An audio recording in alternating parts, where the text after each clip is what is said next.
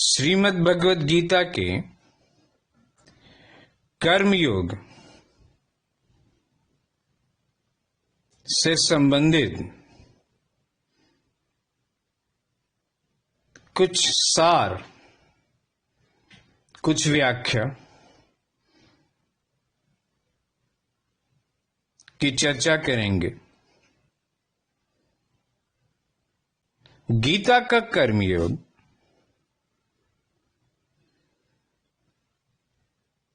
प्रथम बार अध्याय 2 के 39वें श्लोक से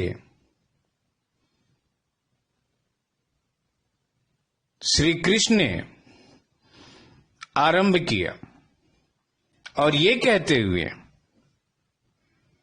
कि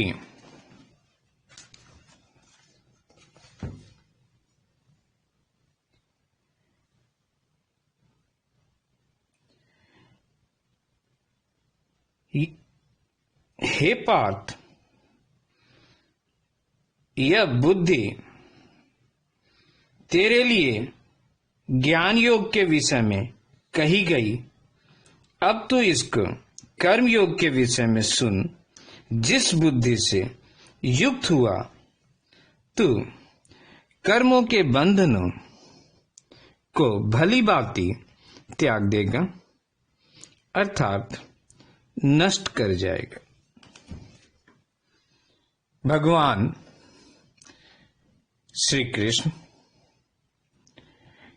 कर्म योग के आरंभ को ही कर्म बंधन से मुक्ति बताया कि अगर तू कर्मयोग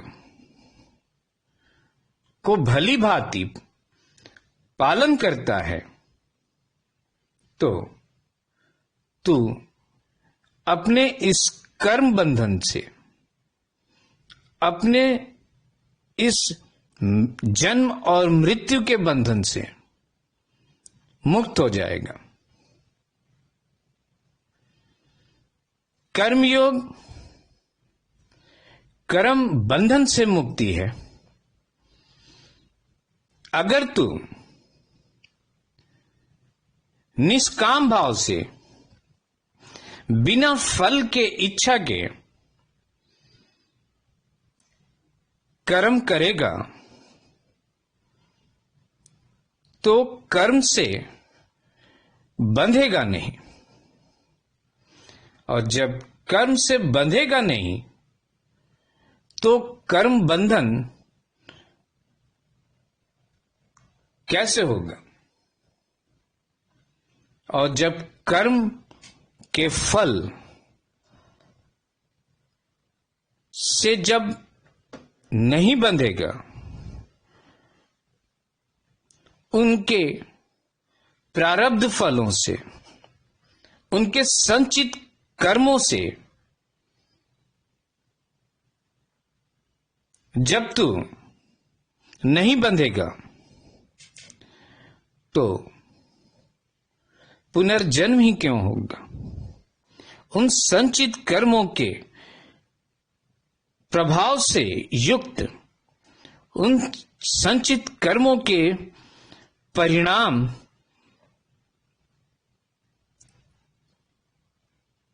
फलस्वरूप जो प्रारब्ध फल बनते हैं, जो शुभ भी हो सकते हैं, अशुभ भी होते, उन प्रारब्ध फलों से उनको भोगने के लिए तू फिर से जन्म कैसे लेगा? अर्थात तू अपने पुनर्जन्म से मुक्त हो जाएगा, तू भगवत प्राप्ति कर लेगा।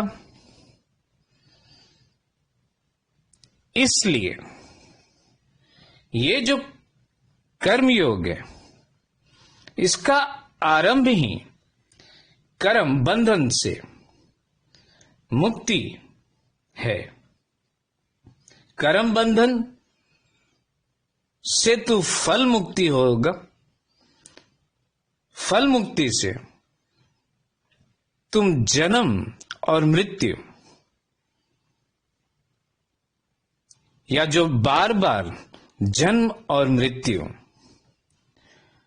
मनुष्य लेता है, 64 लाख योनियों में जन्म लेने के बाद जब वो मनुष्य जन्म लेता है तो उसको अपने कर्मयोग से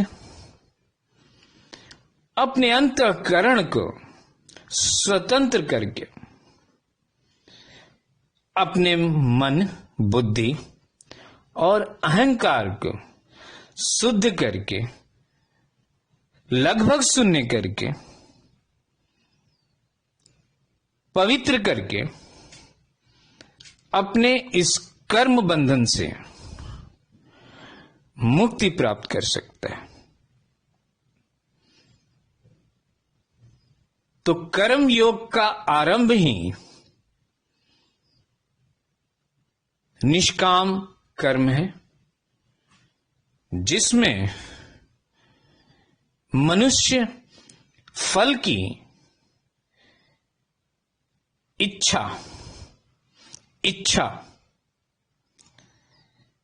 फल की इच्छा नहीं करते हुए कर्म करता है। वो कर्म निष्काम भाव युक्त कर्म है। उस कर्म से ही कर्म बंधन से मुक्ति है। उस कर्म से ही बार बार पुनर्जन्म नहीं लेना पड़ता, जो कई जन्मों से चला आ रहा। उस चले आ रहे को तोड़ना है अर्जुन, ब्रेक करना है, फिनिश करना है, नष्ट करना है, विनाश करना है इस पुनर्जन्म के चक्र को। और ये बहुत आराम से, बहुत आसानी से कर्म योग से प्राप्त किया जा सकता है। क्यों? क्योंकि कर्म हर मनुष्य हर समय करता है। नित्य कर्म करता है तो भी कर्म करता है। कर्म उसके संस्कारों में जन्मों जन्मों से चले आ रहे हैं। उस कर्म को करना आसान है, बस इच्छा, फल की इच्छा से मुक्त होना है, को हटाना है, उस इच्छा को नष्ट करना है, उस इच्छा से विरक्ति प्राप्त करना है। जिस इच्छा से फल की कामना जागती है, सेवा भाव से कर्म करना है। ये संसार में वर्तमान विराजमान उपस्थित सभी जीव में श्री कृष्ण का ही एक अंश आत्मा के रूप में विराजमान है। उन सभी को अपना रूप समझ के, अपना ही साथी समझ के और श्री कृष्ण का अंश समझ के सहायता करते हुए कर्म की पालन करते हुए उनको संसार से प्राप्त हुए जो फल मिल जाते हैं उस फल को भी टूल समझ के, औजार समझ के, हथियार समझ के, शस्त्र समझ के उसे संसार के सेवा में लगा दे अर्जुन। वो फल से तू आसक्त रहित हो जाएगा, अनासक्त हो जाएगा।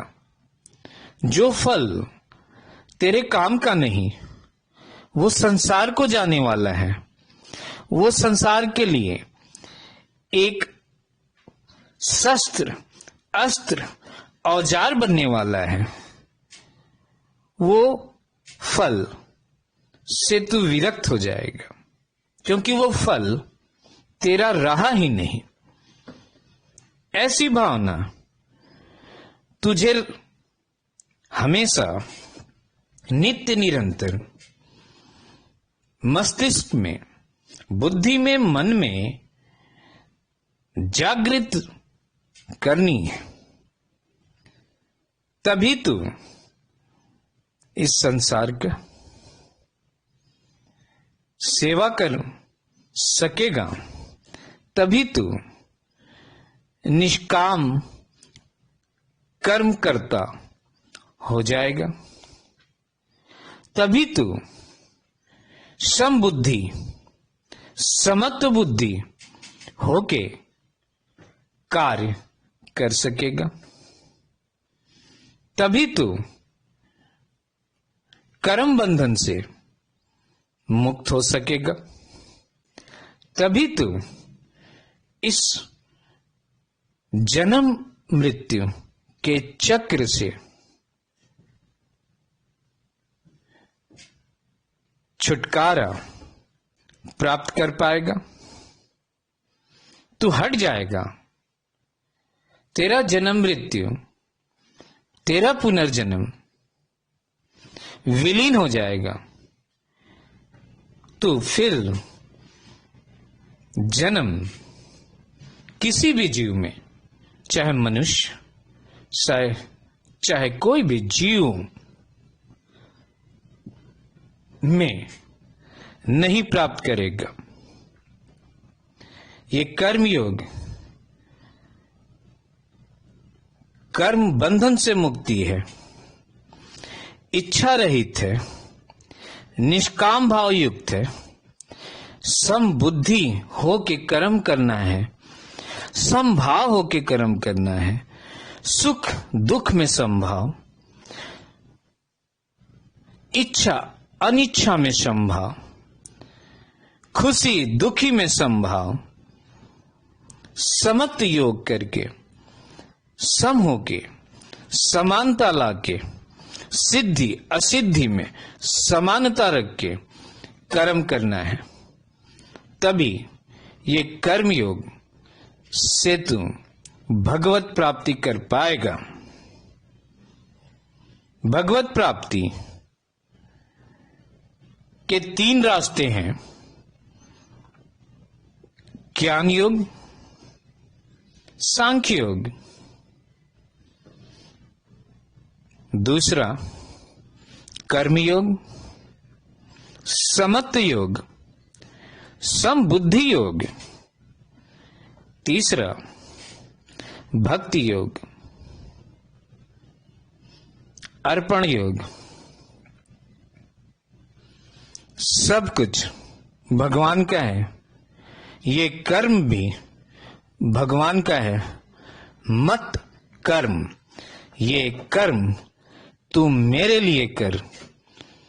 श्री कृष्ण ऐसा कहा है, मत कर्म मेरे लिए कर, कर्म अर्पण, कर्म को मेरे को अर्पण कर, ये भक्ति योग। श्री कृष्ण श्रीमद् भगवद गीता में तीनों रास्तों को, तीनों साधनाओं को विस्तार से बताया। अभी हमने ज्ञान योग को जाना, जिस ज्ञान योग में हम शरीर और शरीरी को अलग अलग, पृथक पृथक मानते हैं। शरीर, जो ये शरीर है मनुष्य का, और शरीरी जो उसमें विराजमान भगवान का अंश आत्मा है, जिसे हम स्वरूप भी बोलते हैं, वो शरीरी।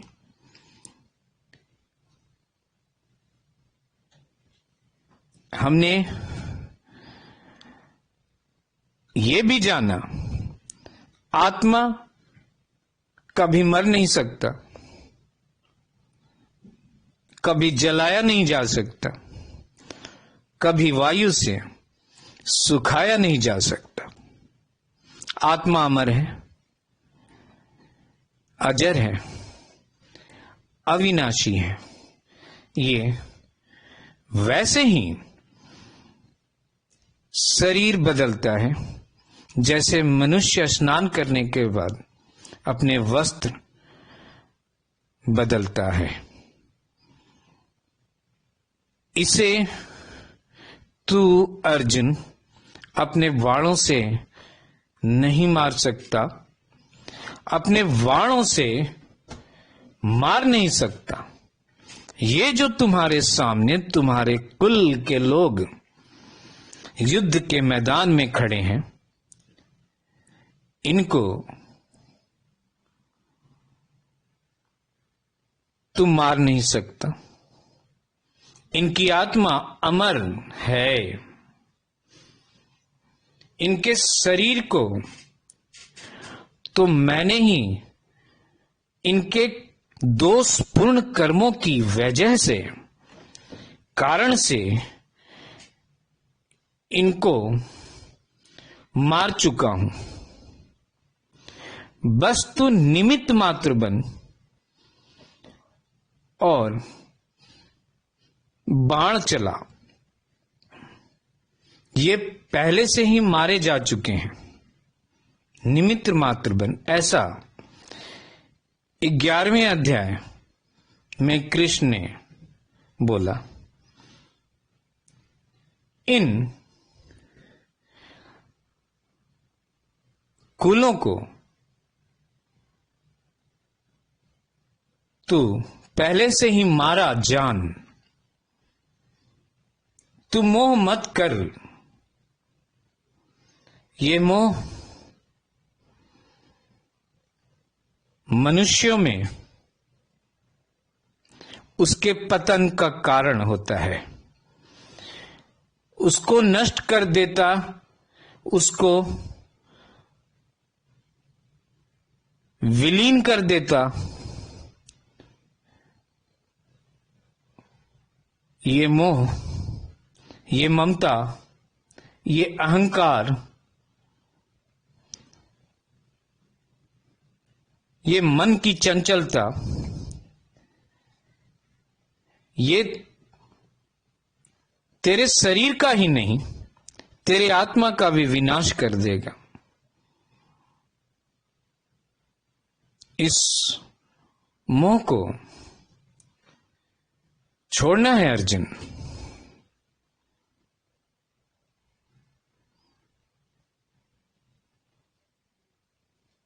कर्मयोग से। कर्मयोग जिसे श्री कृष्ण अध्याय 2 के 39वें श्लोक से यह कह के यह कहते हुए आरंभ किया कि तू इसको समझकर, इसका पालन कर इसको मानकर, इसका ध्यानपूर्वक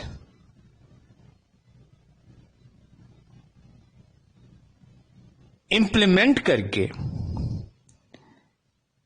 तू अपने कर्म बंधन से मुक्त, तू अपने जन्म मृत्यु के चक्र से मुक्त,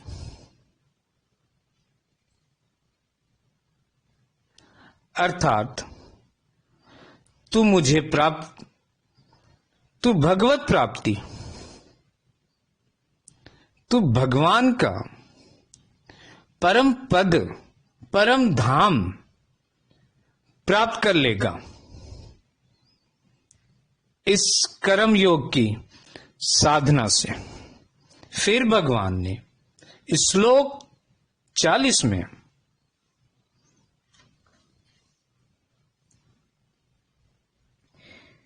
इस कर्मयोग में आरंभ का, अर्थात कर्मयोग के बीज का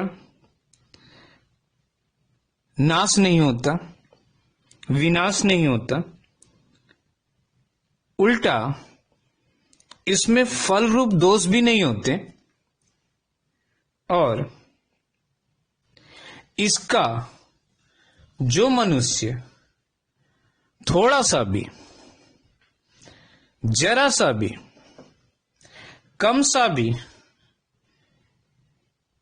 पालन कर ले, वो मनुष्य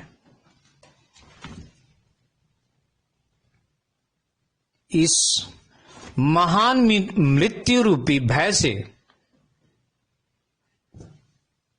मुक्त हो जाएगा, अर्थात जन्म मृत्यु के चक्र से मुक्त हो जाएगा। मृत्यु का भय तभी मनुष्यों को लगता है जब वो जन्म के लिए सोचता है, पुनर्जन्म के लिए सोचता है, अपने पिछले कर्मों के बारे में सोचता है कि मैंने अभी तक क्या प्राप्त किया। फिर उसे अंत समय में विषाद होता है। वो विषाद कि मनुष्य जीवन ऐसे ही चला गया, अब क्या, अब तो अंतकाल। तब मनुष्य को मृत्यु का भय सताता है, तब मनुष्य भयभीत होता है मृत्यु से। तो वो मृत्यु का भय भी नष्ट हो जाएगा अगर तू जरा सा भी कर्मयोग के रास्ते में का पालन कर देता है, तो उसका बीज, उस कर्मयोग के आरंभ का बीज नष्ट नहीं होता, विनाश नहीं होता, वो सदा अंतःकरण में विराजमान रहता है और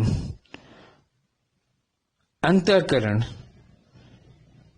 में उपस्थित 18 तत्वों के साथ वो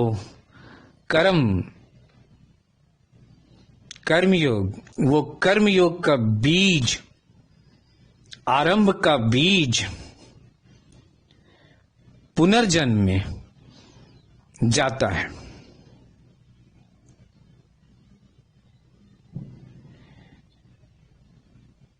चुन्नीलाल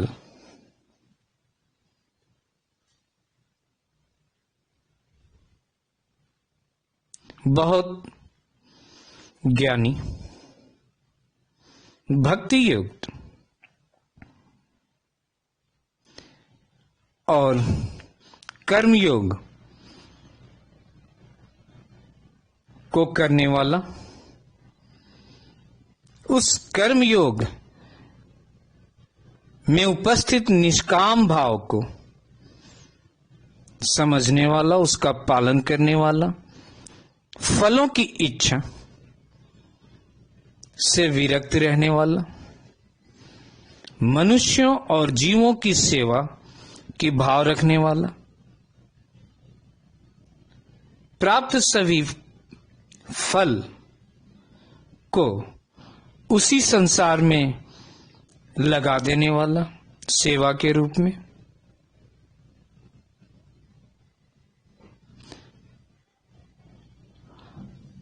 उस चुन्नीलाल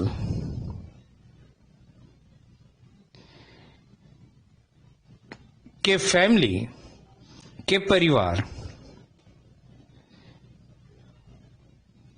के 2 सदस्यों की, जिसमें एक पत्नी और एक पुत्र की दुर्घटना में मृत्यु हो जाती है और चुन्नीलाल दुखी हो जाता है। बट नेचुरल चुन्नीलाल मनुष्य है, वो सारे कर्मों को निष्काम भाव से करता है, लेकिन मोह था, रहेगा ही। मनुष्यों में अपने परिवार के प्रति ममता रूपी मोह जाता नहीं, शून्य तक नहीं होता, कुछ न कुछ अंश हमेशा प्रकट होता रहता है। तो इस ममता, इस मोह के प्रकट होने से चुन्नीलाल दुखी होके अपने सभी ज्ञान को, कर्मयोग को निष्काम भाव युक्त करने वाले विचार को, सेवा भाव, सभी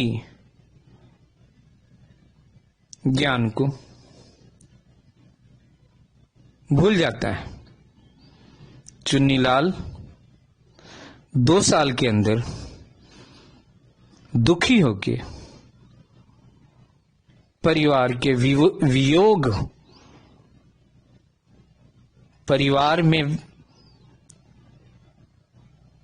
मरे हुए सदस्यों से वियोग होके मर जाता है। 2 साल तक उसने किसी भी कर्मयोग का, किसी भी ज्ञान का, किसी भी सेवा भाव का, किसी भी भक्ति का यह कहते हुए पालन नहीं किया कि सब बेकार है, और उस वियोग में 2 साल के अंदर अपने बच्चों के, अपने परिवार के सदस्यों के मृत्यु के 2 साल के अंदर चुन्नीलाल भी मर जाता है।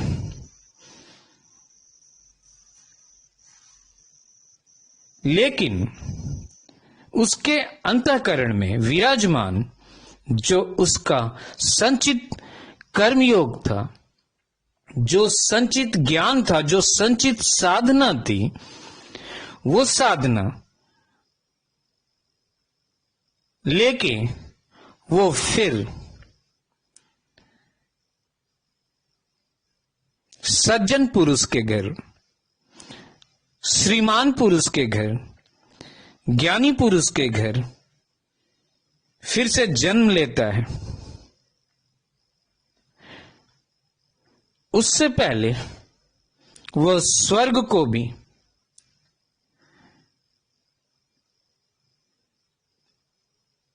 भोग के आता है। ऐसा गीता के 6वें अध्याय के 41वें श्लोक में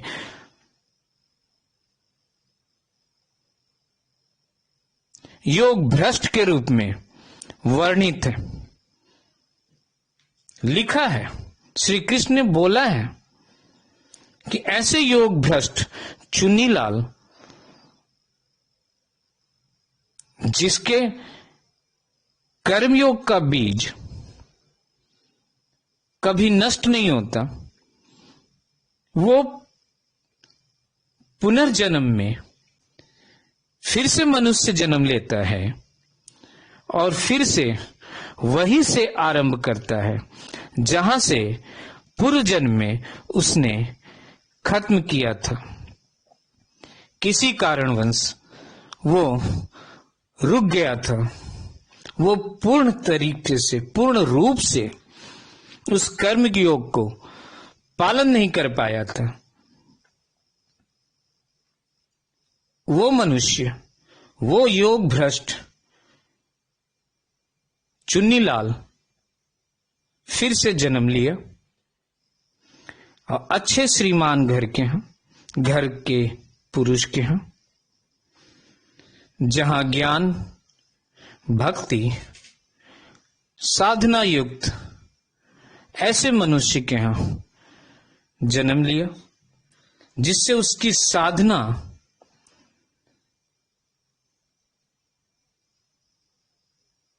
भ्रष्ट ना हो,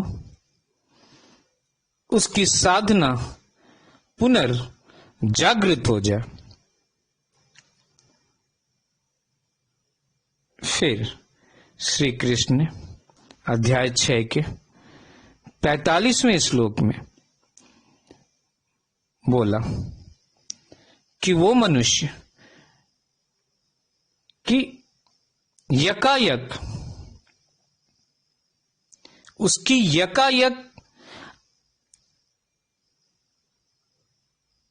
उसकी याददाश्त, उसकी संचित कर्म योग की स्मृति फिर से जागृत होती है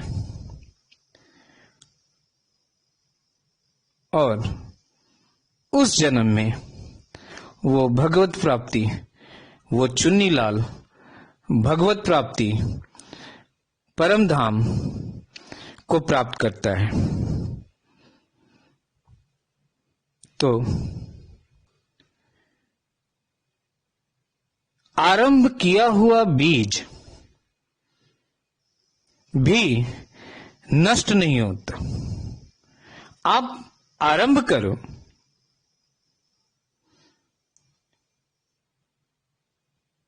उसके फल मत सोचो।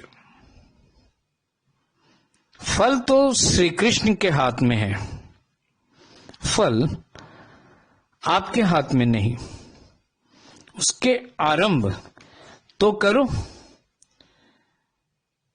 वो आरंभ का बीज कभी नष्ट नहीं होगा।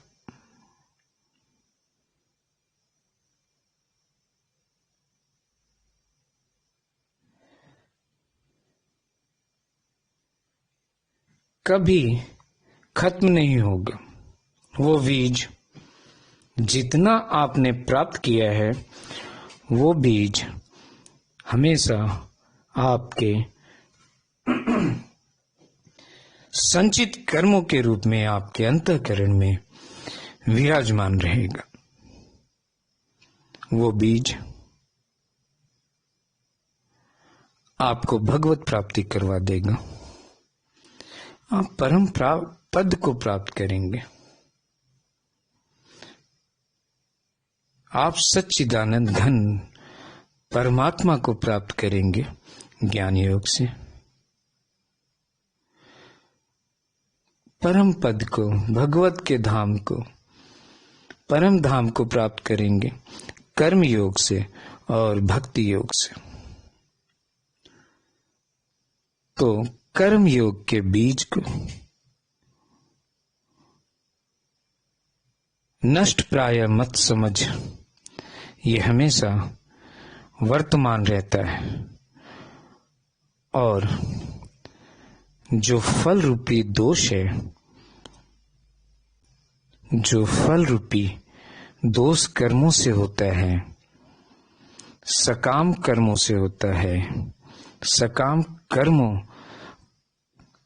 की इच्छा रखने वाले लोगों से होता है, ऐसे फल दोष इस कर्म योग में नहीं है। क्यों? क्योंकि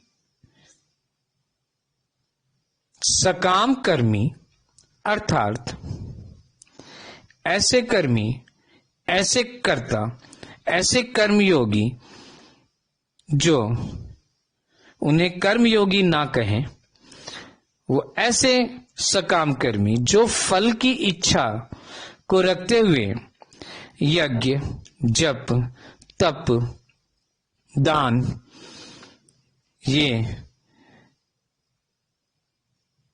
करके और फल की इच्छा रख के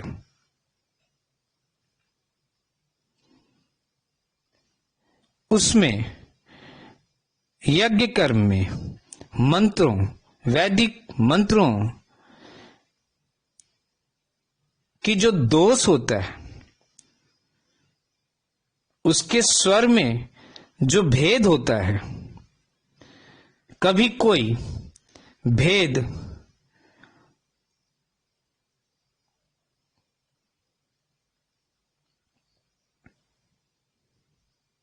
हो गया तो उसका प्रभाव उल्टा नष्टकारी, विनाशी, जो चाहा उसके विपरीत घटती है। जैसे एक राक्षस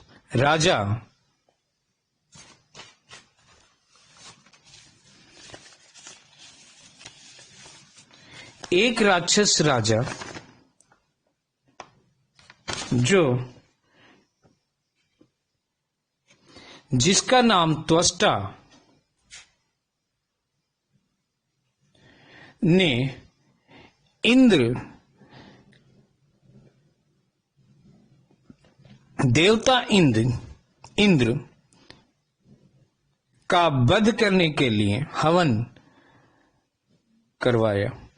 हवन में हवनकर्ताओं द्वारा, वाचकों द्वारा, वैदिक चैंटर के द्वारा वेदों के मंत्र उच्चारण में स्वरों में भेद होने के कारण उस फल रूपी दोष का उल्टा असर होता है और इंद्र, जिस भगवान इंद्र को मारने के लिए उसने हवन आरंभ करवाया, वो इंद्र ही उसके पुत्र को मारने का कारक हो गया, मंत्रों के उच्चारण में गलतियों से, स्वर भेद से। तो ये फल रूपी जो दोष युक्त कर्म होते हैं, वो भी निष्काम भाव कर्म में, इस कर्म योग में उपस्थित नहीं होता, घटता ही नहीं। ये कर्म योग मंत्रों के द्वारा नहीं होता। इसे अंतःकरण को शुद्ध करके, स्वतंत्र करके, अर्थात मन, बुद्धि, इंद्रिय पर नियंत्रण करके, समबुद्धि होके, समत्व योग होके, समभाव होके, शुभ अशुभ में समभाव होके और निष्काम भाव होके जो कर्म होते हैं वो कर्म योग है। तो इसमें फल रूपी दोष भी नहीं होता, इसमें बीज का भी नष्ट नहीं होता। जो आरंभ किया है, जो आरंभ किया गया बीज है कर्म योग का, वो भी नहीं घटती। ये ऐसे कर्म योग जिससे कर्म बंधन से मुक्त हो जाएगा, वो जिससे तू जन्म मृत्यु के बंधन से मुक्त हो जाएगा, तू अपने सभी दोष से इसी जन्म में मुक्त हो जाएगा, तो परम धाम को प्राप्त कर जाएगा। ऐसा श्री कृष्ण ने अर्जुन से कहा। अब हमने ज्ञान योग, सांख्य योग को देखा, कर्म योग को थोड़ा जाना। अब श्री कृष्ण अध्याय 5 के श्लोक 2 और 6 श्लोक में बताया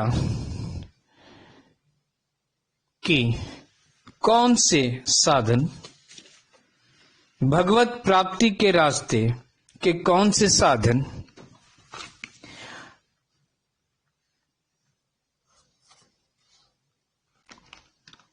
कठिन नहीं है, कौन से साधन सरल है, जिसे आसानी से, जिसे कष्ट रहित होके प्राप्त किया जा सकता है। उस साधन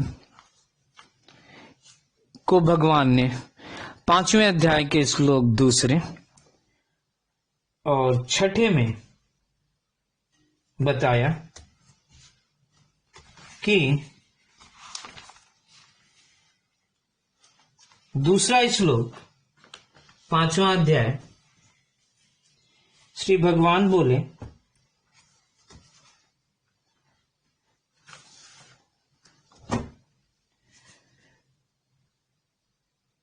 कर्म संन्यास और कर्म योग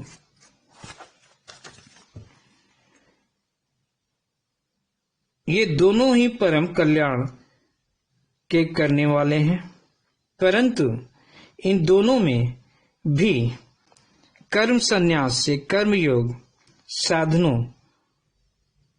साधन में सुगम है, सरल है, श्रेष्ठ है। और फिर कठिनता और सरलता को बताया 6 श्लोक में, जिसमें कहा, परंतु अर्जुन कर्म योग के बिना संन्यास अर्थात मन, बुद्धि, इंद्रिय, शरीर द्वारा होने वाले संपूर्ण कर्मों में कर्तापन का त्याग प्राप्त होना कठिन है, और भगवत स्वरूप को मनन करने वाले कर्म योगी परम ब्रह्म परमात्मा को शीघ्र ही प्राप्त कर जाते हैं। अब यहाँ भगवान श्री कृष्ण ने साफ साफ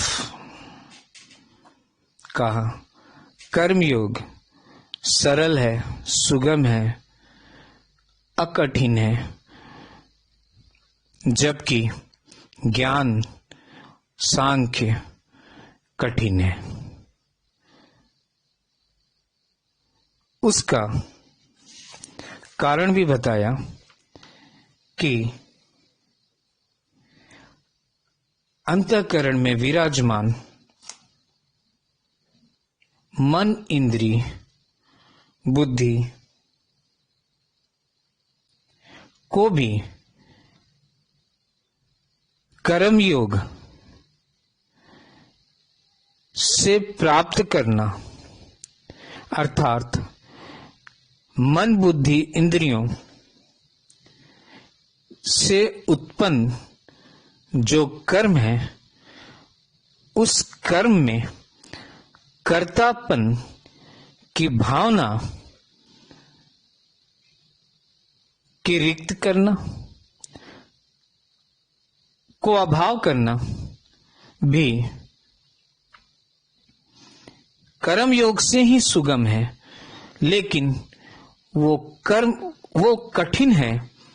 क्योंकि मन, बुद्धि और इंद्रियों पे नियंत्रण करना और उससे उत्पन्न होने वाले कर्म में कर्तापन के भावनाओं का अभाव करना कठिन है। उस कर्तापन के अभाव को करने से ही सांख्य योग की मुख्य विशेषता है।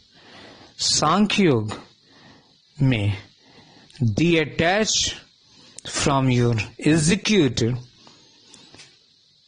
detach from a doer ही मुख्य उस कर्तापन को हटाना कठिन है, जबकि कर्मयोग से भगवत प्राप्ति, ब्रह्म प्राप्ति सरल है, सुगम है। इसलिए कर्मयोग ज्ञान योग से सरल है। दोनों की प्राप्ति एक है। दोनों साधनाओं का लक्ष्य एक है। दोनों एक ही लक्ष्य पे ले जाते हैं। दोनों भगवत प्राप्ति कराते हैं, लेकिन एक कठिन है, एक सरल है। आप अपनी रुचि, अपने विश्वास, आस्था, ज्ञान, शिक्षा से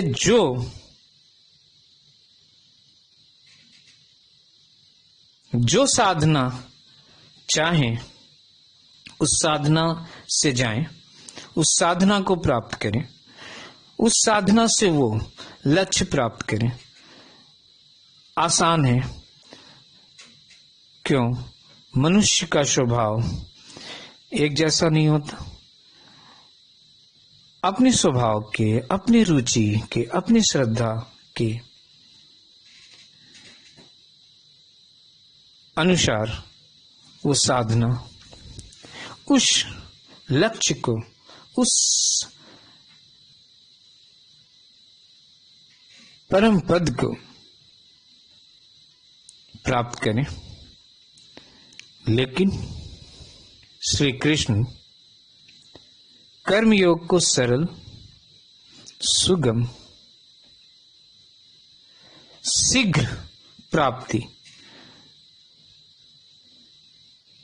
और ज्ञान योग को, सांख्य योग को कठिन, मुश्किल, देर से प्राप्ति, अशीघ्र साधना, अशीघ्र रास्ता, कठिन पथ है, जबकि कर्मयोग सरल, सुगम, शीघ्र प्राप्ति पथ है। तो कर्मयोग इस भगवत गीता को कर्मयोग गीता भी संबोधित करते हैं। वो इसलिए श्री कृष्ण कर्मयोग को महत्व का विस्तार का फिर से प्रकट होना, जो अध्याय 4 के पहले, दूसरे और तीसरे श्लोक में अर्जुन को रहस्य के रूप में बताया कि इस रहस्य को जो बहुत सालों से लुप्त प्राय हो चुका था, उसे मैं फिर से इस गूढ़ रहस्य को प्रकट कर रहा हूं। इस गूढ़ रहस्य को अर्जुन तू सुन। भगवान को यह गूढ़ रहस्य को प्रकट करना था। इसलिए तो भगवान श्री कृष्ण अर्जुन को युद्ध के मैदान के मध्य में वहां ले जाके उनके रथ को खड़ा करते हैं, जहां गुरु द्रोणाचार्य, भीष्म पितामह और उनके कुल के वृद्ध लोग विराजमान थे। और उन्होंने पहला संबोधन श्रीमद् भगवद गीता का पहला संबोधन श्री कृष्ण का अध्याय 1 के 25वें श्लोक से 25th वर्स से आरंभ किया, जिसमें देख अर्जुन, इन कुरुओं को देख, इन कुरुओं को जो तेरे कुल के लोग हैं। कुरु, भगवान ने कुरु शब्द का प्रयोग किया। कुरु, कौरव नहीं, कुरु, क्योंकि अर्जुन पांडव के रूप में कुरु ही थे, कुरु वंशी ही थे। हजारों साल से उनके वंश चले आ रहे। तो कृष्ण ने कुरु शब्द का प्रयोग किया कि देख इन कुरुओं को,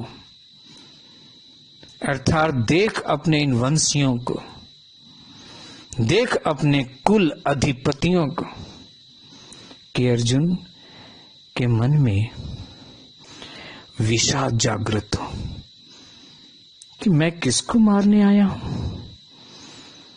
मैं अपने कुरु भाइयों को ही मारने आया हूं, कौरवों को नहीं। यहां कुरुओं, भगवान ने अर्जुन के मस्तिष्क में कुरु शब्द डाला। देख इन कुरुओं को। ये पहला संबोधन है श्री कृष्ण का श्रीमद् भगवद गीता में 25वें श्लोक अध्याय 1। देख इन कुरुओं को जो तेरे से लड़ने आए हैं, जिनसे तुझे लड़ना है। कुरु शब्द से ही सुन के अर्जुन के मन में, मस्तिष्क में मोह जागृत होता है, अपने कुल के लिए विषाद उत्पन्न होता है। और ये विषाद श्री कृष्ण ने उत्पन्न करवाया कुरु कह के, कि श्री कृष्ण वो गूढ़ रहस्य को फिर से प्रकट कर सके, फिर से बता सके इस संसार को अर्जुन के रूप में, कि इस गूढ़ रहस्य को जान, ये संसार, ये पृथ्वी, ये लोकवासियों, तू इस गुण रहस्य को, जिसे मैं फिर से प्रकट कर रहा हूं, जो लुप्त प्राय हो चुकी थी, उसे तू जान। ये आरंभ होने वाले कलयुग में बहुत उपयोगी होगा। हे संसारवासियों, हे पृथ्वीवासियों, हे मनुष्यों, इस अप्रकट गुण को फिर से मैं प्रकट कर रहा हूं, अर्जुन को माध्यम बना के। इस असुरी युग में, इस महान पापी युग में, कलयुग में, तेरे इस विषाद को,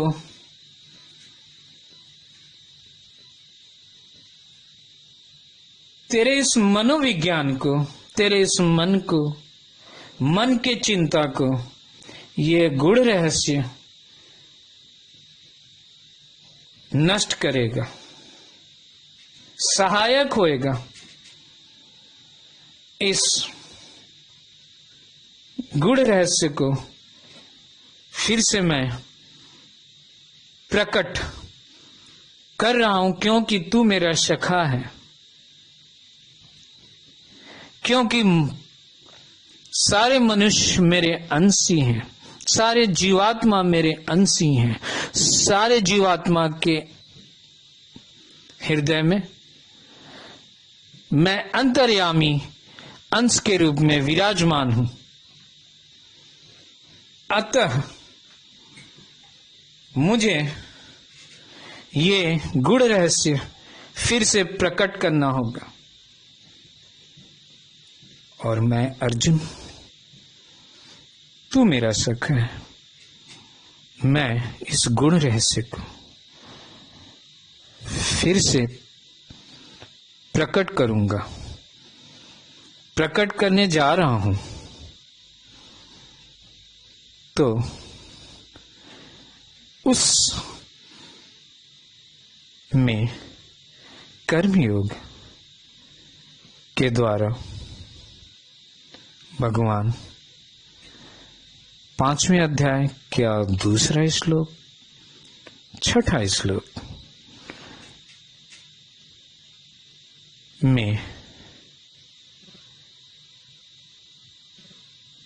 कर्मयोग और ज्ञान योग के बीच कठिनता, अकठिनता, सरलता,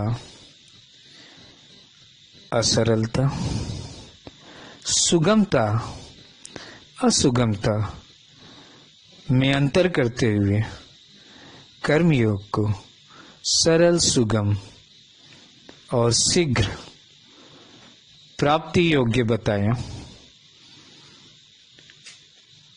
अतः अर्जुन, तू इस कर्म बंधन से मुक्ति वाले कर्म योग का निष्काम भाव युक्त होके, समभाव युक्त होके, समत्व बुद्धि करके, समबुद्धि करके तू कर्म कर। फल मेरे हाथ में है अर्जुन, फल मैं दूंगा। तेरा काम सिर्फ कर्म करने का, फल का नहीं, फल का विचार तक नहीं। कर्म कर, वर्तमान के झोली में डाल और आगे बढ़ जा। फल अभी मिले या मध्य में मिले या अंत काल में मैं दूं या पुनर्जन्म में दूं प्रारब्ध फल के रूप में, वो मैं देखूंगा। मुझे देना है, तू कर्म कर, वर्तमान के झोली में डाल, फल को मत देख, मत पलट, आगे बढ़ जा। सेवा किया, सेवा को झोली में डाल, सेवा का फल बिना देखे आगे बढ़ जा। तूने जो प्राप्त किया उसको यहीं सेवा में लगा दिया, आगे बढ़ जा। तू सुख दुख में, राग देश में,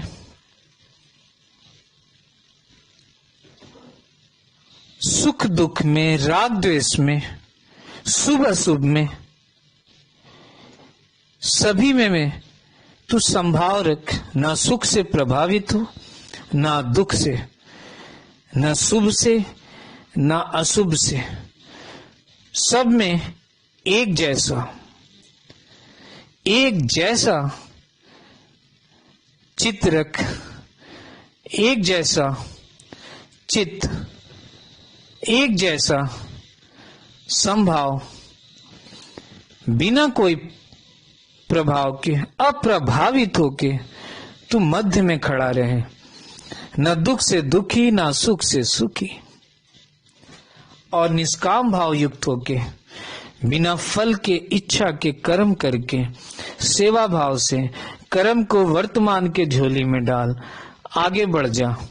फल मैं दूंगा। फल अभी दे सकता हूं, मध्य में, अंत काल में, या पुनर्जन्म में। ये मेरे पे निर्भर है। मैं दूंगा फल, तू नहीं। कर्म कर, कर्ता बन, कर्तापन मत बन। तेरे में ये अभिमान भी थोड़ा सा भी, जरा सा भी, रत्ती मात्र में भी नहीं होनी कि तू कर्म किया। तूने इस कर्म को किया, ये अहंकार खत्म कर, मन को शुद्ध कर, बुद्धि से विवेक को जागृत कर, और विवेक से आत्मा और शरीर का अंतर समझ। शरीर और शरीरी क्या है इसको समझते हुए, जो विवेक से ही समझ सकता है उसको समझ के, कर्म करके, कर्ता होके, निष्काम भाव होके कर्म कर। फल मैं दूंगा। ये कर्म योग है।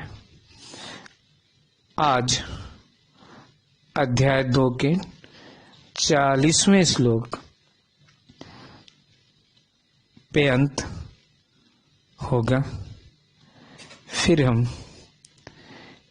इसमें हमने 40वें श्लोक तक अध्याय 5 के 2 श्लोक, दूसरा और छठा, अध्याय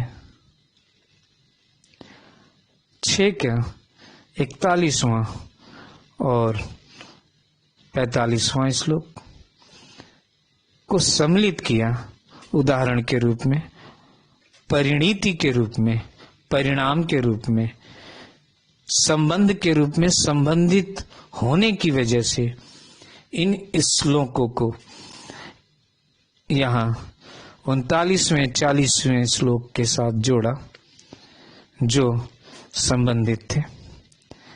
अब हम कर्म योग के पार्ट 3 में अगले श्लोक की चर्चा करेंगे। अभी बस इतना ही। आप सभी के अंदर